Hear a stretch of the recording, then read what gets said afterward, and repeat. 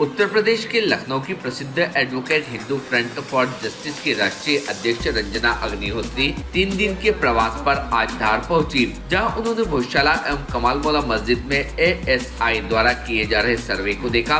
भोजशाला एवं कमाल मौला मस्जिद से बाहर आने पर आपने पत्रकारों से चर्चा करते हुए कहा कि धार की भोजशाला का सर्वे भी श्री राम जन्मभूमि व ज्ञान व्यापी की तर्ज पर हो रहा है।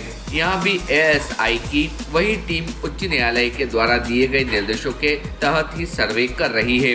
सन 2002 में राम जन्मभूमि के सर्वे में की गई खुदाई में तथा ज्ञान व्यापी के सर्वे में भी मैं तथा विष्णु जैन साहब व हमारी टीम भी शामिल रहे हैं। एएसआई की वही टीम यहाँ भी साइंटिफिक तरीके से सर्वे कर रही है। एएसआई एक स्वतंत्र संस्था है और उनके कार्यों पर कोई प्रश्न चिन्ह खड़ा नहीं किया जा सकता है। न्यायालय के समक्ष दावे आपत्ति के बीच एएसआई का सर्वे महत्वपूर्ण होता है। न्यायालय में एएसआई की रिपोर्ट महत्वपूर्ण एविडेंस एक्ट के तहत होता है, जिसके आधार पर माननीय न्यायालय विचार करता है। हिंदू फ्रंट फॉर जस्टिस की राष्ट्रीय अध्यक्ष एडवोकेट रंजना अग्निहोत्री के ने आज पत्रकारों के बीच स्थानीय गणमान्य नागरिकों तथा भोजशाला मुक्ति अभियान में संघर्षरत पंडित गोपाल शर्मा, आशीष गोयल सहित सभी लोगों के प्रति अपनी कृतज्ञता प्रकट की है। आपको बता दें कि एडवोकेट रंजना अग्निहोत्री 3 दिन के धार दौरे पर आई है। इस दौरान वह राजा भोज के समकालीन स्मारकों का भी अवलोकन करेगी। दरअसल प्रसिद्ध एडवोकेट रंजना अग्निहोत्री ने श्री राम जन्मभूमि अयोध्या, श्री काशी विश्वनाथ मंदिर वाराणसी और श्री कृष्ण जन्मभूमि मंदिर मथुरा के लिए भी कानूनी लड़ाइयां लड़ी है। रंजना अग्निहोत्री के साथ मूल याचिकाकर्ता और अधिकृत अभिभाषक गण भी इस दौरान धार प्रवास पर रहेंगे। भारतीय न्यूज के लिए धार से साबिर खान एफएम की रिपोर्ट। तो मध्य प्रदेश के धार जिले के सभी गणमान्य व्यक्तियों को हमारा सादर अभिवादन और बहुत बहुत आभार, क्योंकि 2 वर्ष पूर्व जब मैं और मेरी टीम, मेरे टीम लीडर श्री हरिशंकर जैन, विष्णु जैन, कुलदीप तिवारी जी, हमारे गोपाल भैया, आशीष गोयल जी, आशीष जनक जी, हमारे सुनील भैया, सब लोग आए और सब लोगों ने ये विचार बनाया कि हम लोगों को कैसे यहाँ कलेक्टिव रूप से काम करना है। तो पूरे धार के प्रत्येक व्यक्ति ने हम लोगों का सहयोग दिया। अगर इन्होंने सहयोग दिया नहीं होता तो ये मुकदमा ना हम तैयार कर पाते, ना ही हम न्यायालय के समक्ष हम दायर कर पाते। अब रह गई बात, आज हम आए हैं 11:30 बजे यहाँ पहुँचे हैं और गोपाल भैया के साथ हम अंदर गए। वहाँ जाकर के देखा कि एएसआई की टीम विधिवत माननीय उच्च न्यायालय के आदेशों के अनुपालन में विधिवत अपना कार्य कर रही है। उन्होंने क्लीनिंग की, ब्रशिंग की सारी प्रक्रियाएं कर रहे हैं और जो जो चीज़ें वहाँ मिल रही हैं उसको भी वो पैकेट बना के वहाँ पर रख रहे हैं। उन्होंने ट्रेंचेस बनाई हैं। ट्रेंचेस की लंबाई चौड़ाई क्या है वो तो जब वो अपनी रिपोर्ट सबमिट करेंगे तो पता चलेगा। गौशाला अंदर होकर आई है, आप क्या देखा, आपने अभी क्या पाया? गौशाला के अंदर होकर आई है, आप क्या देखा, क्या पाया? देखिए, भोजशाला के अंदर हम आज पहली बार नहीं गए हैं, हम इसके पूर्व भी कई बार जा चुके हैं।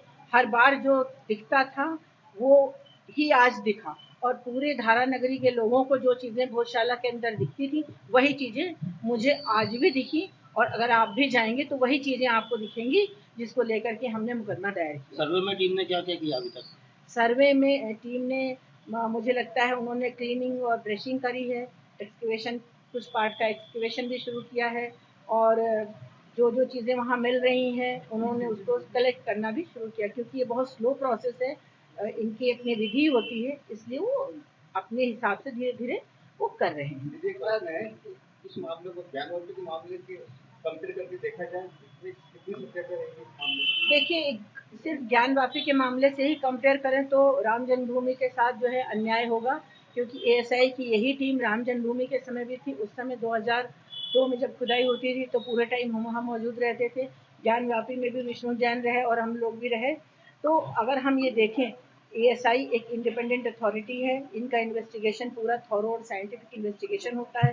इन्वेस्टिगेशन करने के बाद ये फोटोग्राफी, वीडियोग्राफी जो आज चल रही है वो बनाते हैं। उसके बाद अपनी रिपोर्ट, डिटेल रिपोर्ट सबमिट करते हैं, कोर्ट के सामने प्रस्तुत होती है। अब तर्कों और दूसरे ऑब्जेक्शन की, आपत्तियों के आधार पर कोर्ट उसको एडमिट करती है, लेकिन एएसआई की रिपोर्ट वैज्ञानिक रिपोर्ट है।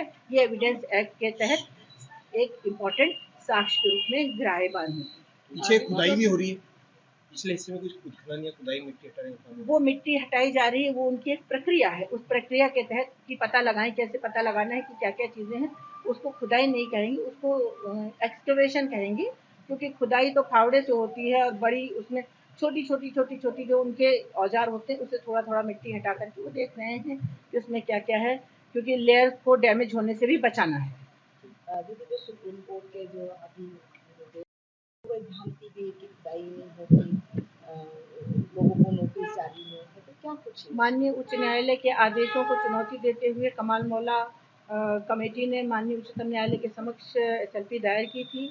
उच्चतम न्यायालय ने उसमें ये कहा है कि एएसआई की जो प्रक्रिया है वो जिस प्रकार यथावत है वो चलती रहेगी, परंतु बिल्डिंग के किसी भी भाग को कोई भी क्षति ना पहुंचाई जाए, किसी जो बिल्डिंग के जो बने हुए कंस्ट्रक्टेड पार्ट हैं उनका एक्सकेवेशन ना हो। वो जाहिर है उनका एक्सकेवेशन हो भी नहीं रहा था, जो वो जगमोहन बने हुए हैं, जो कॉरिडोर्स बने हुए हैं, उनका तो नहीं हो रहा था। प्लेन लैंड पे ही वो अपना काम कर रहे थे। बाकी अंदर की फोटोग्राफी वीडियोग्राफी जैसी चल रही है वैसी चलेगी। नाम और पद। रंजना अग्निहोत्री, अध्यक्ष Hindu front for justice. Thank you. Subscribe now to most exciting channel ever.